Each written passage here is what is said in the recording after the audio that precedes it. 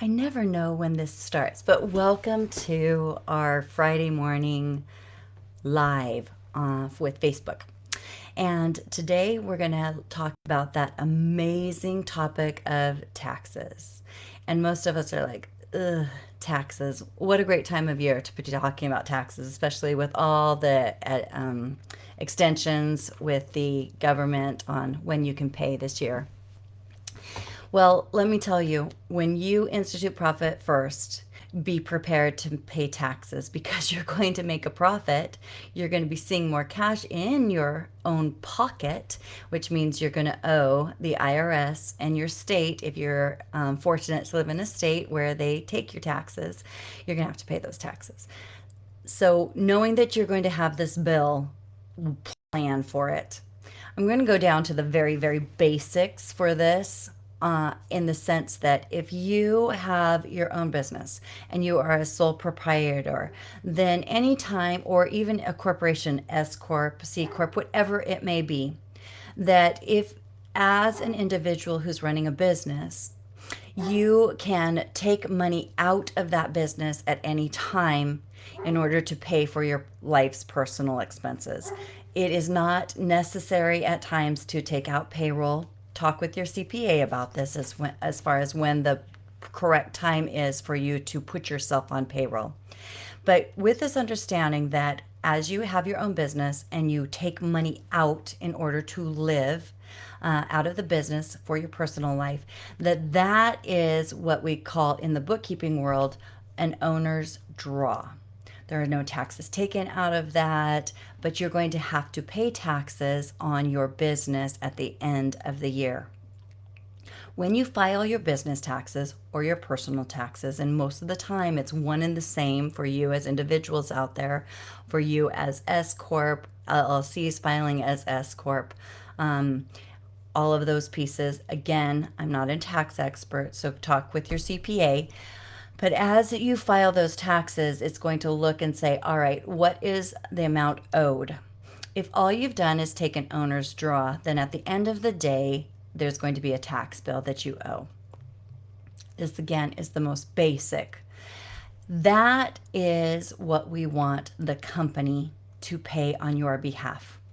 So through when you institute profit first, you start setting aside a percentage of every dollar that comes in the door for your revenue. Every time you make a sale, every time you provide a service, every time you receive cash, a certain percentage goes into your tax bucket.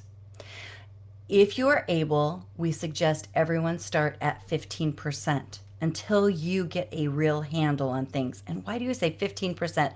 That seems so high for some of you that are very small. But I say 15% because we expect you to make a profit. And the best part is, if you don't need all of that when your tax bill comes due, it's your money. It's meant for you, the business owner. That's because that is what we've set aside for you, and why Profit First was started in the beginning, in the first place, to make sure we take care of you, the business owner.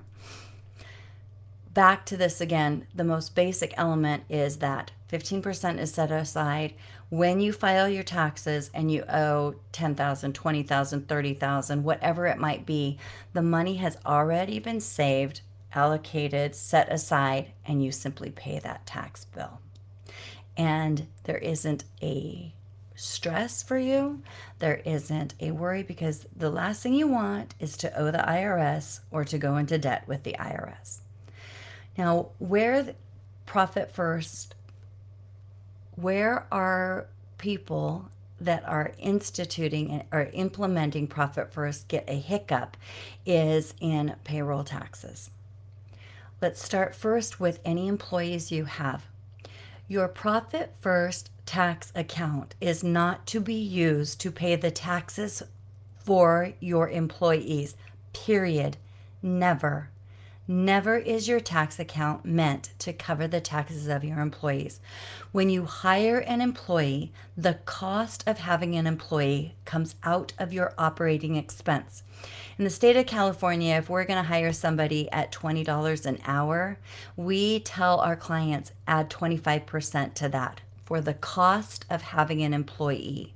That means that it's going to cost us as a business owner $25 an hour in order to have that employee. That's because there's taxes that we pay on behalf of them. There are benefits. There are other pieces that are part of that's the sake for budgeting in your operating expense. It might be different for the state that you live in, but listen, if you're a contractor and you're paying overtime, you've got to really look at that. This is again all an operating expense, a topic for another day.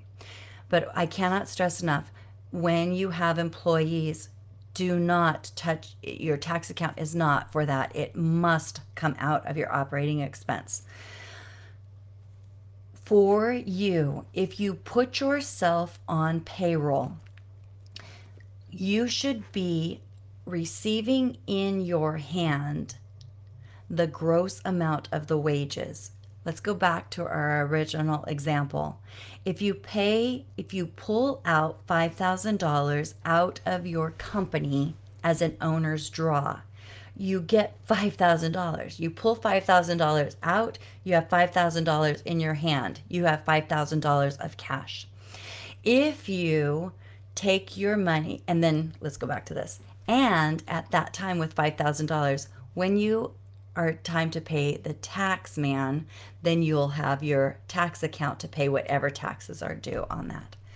When you take out $5,000 on payroll through your company, more than likely you're going to receive $4,580. So let's just say it's $4,500 because the rest of it is taxes that have been withheld in order to pay in advance to the government for that.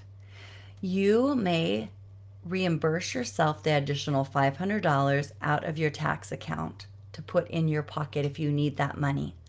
Or you may wait and at the end of the year when you file your taxes, pay the additional and keep that tax amount. It's going to be one and the same. I think hopefully you can see that whether you take the $500 out of your tax account so that you have $5,000 cash in your hand, or whether you wait till the end of the year, pay less or more, and then take the rest of it. It's just a timing issue for that tax account and the cash you bring in. So reach out to me. Give us a call here at Sum of All Numbers if you have some specific questions on what I've talked about here, or how anything that I've said that might have been confusing, or if you look at your personal situation. What we do for our clients at the end of, after they have been in business for a while and they are steady flow of revenue stream, then we adjust that tax account so that it is more what we call the sweet spot. So in the state of Indiana, we've got clients that their tax account that they put aside is 21% of everything that comes in the door, just because of the way they're structured. Another company that is out of Georgia, we've adjusted their profit first allocation percentage down to 7%, because that's all they're needed for in order to pay it. The whole purpose is to make sure there is enough money to pay the IRS and your state taxes when they come due. Just another little quirk on this, your taxes in the tax account are not meant to pay property taxes for the business. That's an operating expense as well. But you can use that tax account to pay anything for your incorporation taxes, and for anything that has to do with the government entities of the cost of you running that business. All right, I hope that helps. Again, reach out if you've got further questions, and have a great week. Listen, I won't be here next week. My best friend's getting married, and I'm going to be with her on that day. So we will see you